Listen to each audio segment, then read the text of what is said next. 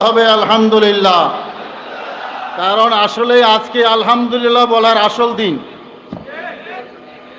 আজকে কি বলার দিন?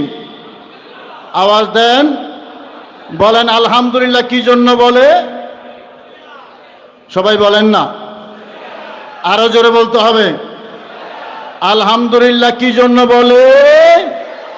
শুকরিয়া আদায় হয় নেয়ামতের। কিসের?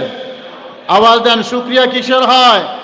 নেয়ামতের। আমার উস্তাদজি বলেছেন, আল্লামা ফকিহে মিল্লাত আব্দুল ওয়াজেদ হুজুর কিবলা মাদ্দাজিলুল আলী বলেছেন, আল্লাহর পক্ষ থেকে শুধু মানুষ নয়, আল্লাহর সৃষ্টি জগৎ যত নেয়ামত পেয়েছে, ধন দৌলত, ছেলে মেয়ে, পিতা পুত্র, ঘর বাড়ি, ব্যবসা বাণিজ্য, আমাদের ভেতরে বাহিরে যত নেয়ামত আমরা আল্লাহর কাছ থেকে পেয়েছি, যত নেয়ামত আল্লাহ সৃষ্টি জগৎকে দিয়েছেন, আল্লাহর সকল নেয়ামত থেকে সবচেয়ে বড় নেয়ামত, সর্বশ্রেষ্ঠ নেয়ামত আমার কামলিওয়ালা নবী রহমতুল্লাহ আলামিন। কথা বলেন ঠিক কিনা?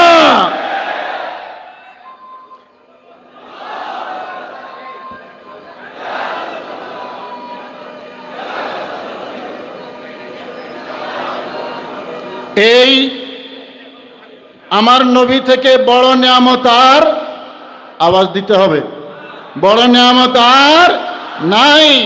রহমতুল্লাহ আলামিন হলেন সর্বশ্রেষ্ঠ নেয়ামত।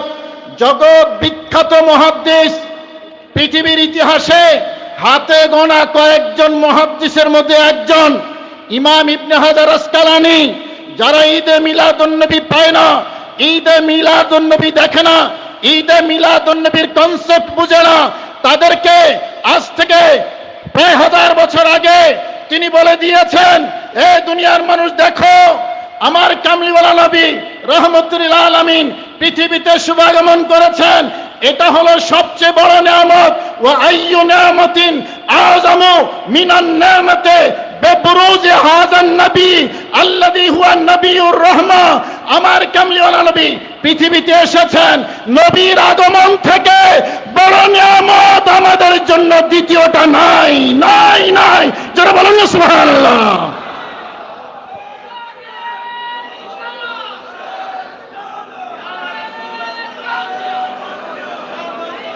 আমার ভাইরা, এই নিয়ামতের শুকরিয়া কিভাবে আদায় করব?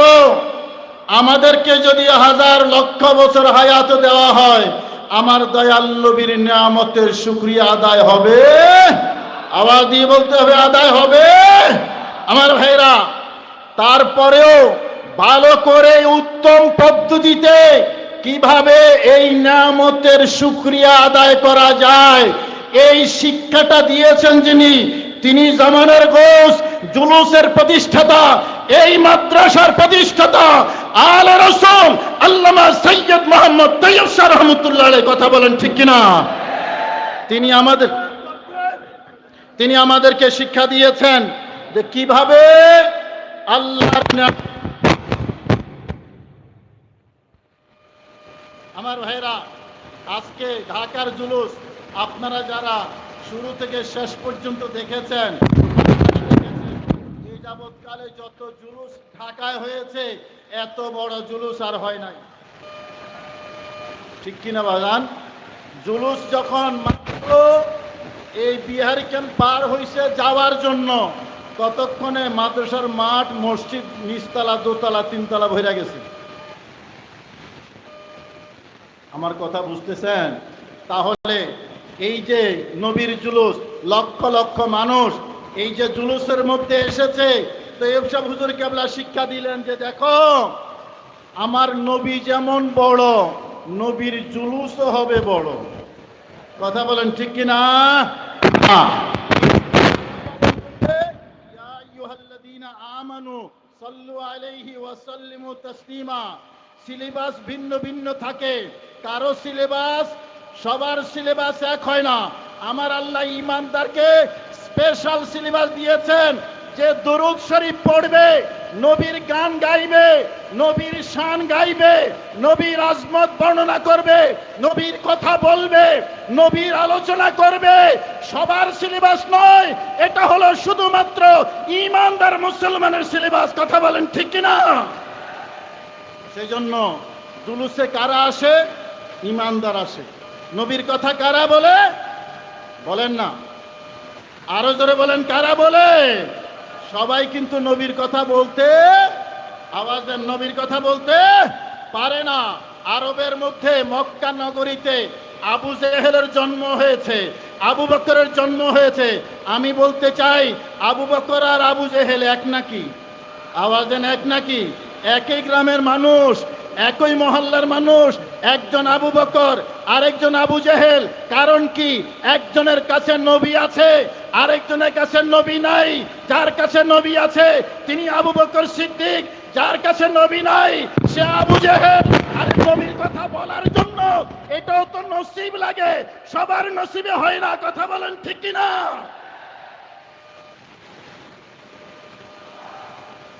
আমার ভাইরা, সেই অর্থে আল্লাহ আপনাদেরকে মনোনীত করেছেন নবীর জন্য আজকে ঘাম ঝরানোর জন্য। ঘাম পড়তেছে না? কথা বলেন না, ঘাম পড়তেছে? ঘাম কাজে আসবে। সুবহানাল্লাহ কইছেন না? এত দুর্বল হয়ে গেছেন আপনারা, এত দুর্বল হয়ে গেছেন। বলেন, এই ঘাম, এই কষ্ট কাজে আসবে কি আসবে না? আওয়াজ দিয়ে বলেন, আসবে কি আসবে না? আবু জেহেল আঙ্গুল লড়াইছে, আঙ্গুল কামে লাগছে না? কথা কয় না, এটা তো বুখারীর হাদিস। কি লড়াইছে? আঙ্গুল লড়াইছে, কামে লাগছে। তো বেঈমান নবীর মিলাদে যদি আঙ্গুল লড়ায়, এটা যদি কাজে লাগে, আপনারা ঘাম ঝরাইলে কাজে লাগবে না? আওয়াজ দেন, লাগবে না? কারা কারা জান্নাতে যাইতে চান একটু হাত তোলেন। দুই হাত, দুই হাত, দুই হাত তুলতে হবে।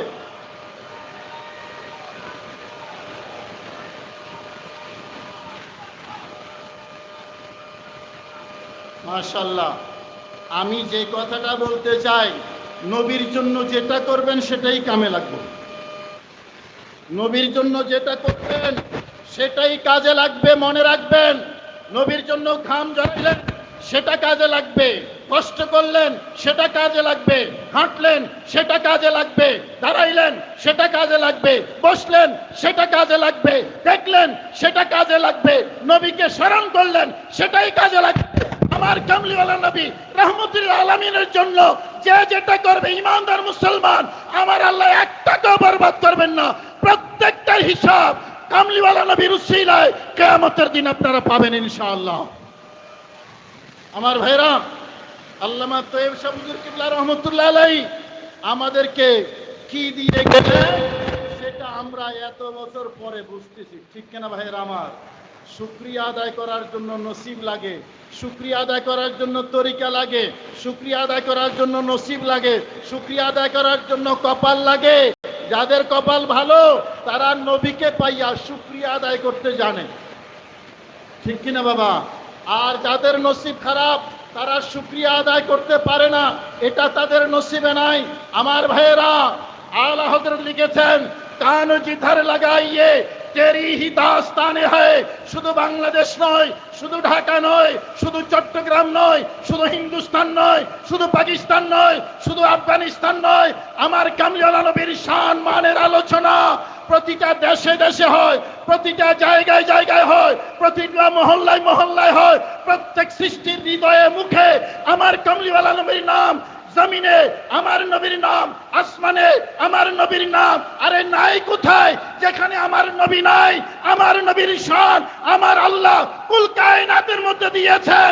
তুমি আমি যদি নবীর কথা নাও বলি, নবীর কথা বলার মতো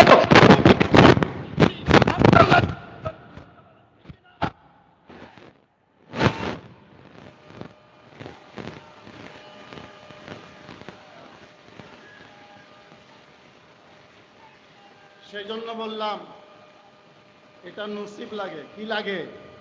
নসিব লাগে। আমার ভাইয়েরা, মনে রাখবেন, এই জুলুস আমাদের জন্য বড় নিয়ামত কারণ আমরা নবী পাইয়া আল্লাহকে বলছি, আল্লাহ তুমি শেষ নবীর উম্মত বানাইছো, তোমার শুকরিয়া আদায় করি। এই জুলুস হলো শুকরিয়ার জুলুস। কিসের জুলুস? আওয়াজ দেন, কিসের জুলুস? শুকরিয়ার জুলুস।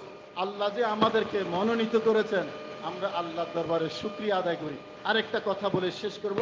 আমাদের প্রিন্সিপাল সাহেব আপনাদেরকে কিছু বলবেন। আমার ভাইরা, এই মাদ্রাসার প্রতিষ্ঠাতা কে বলেন? সবাই জোরে বলতে হবে। জুলুসের প্রতিষ্ঠাতা যিনি, এই মাদ্রাসার প্রতিষ্ঠাতা তিনি, আলে রসুল সৈয়দ মোহাম্মদ তৈয়ব শাহ রহমতুল্লাহ আলাইহ। 1968 ইংরেজিতে হুজুর এই মাদ্রাসা বুনিয়াদ রেখেছেন, প্রতিষ্ঠা করেছেন। জুলুস শুরু হয়েছে 1974 সালে।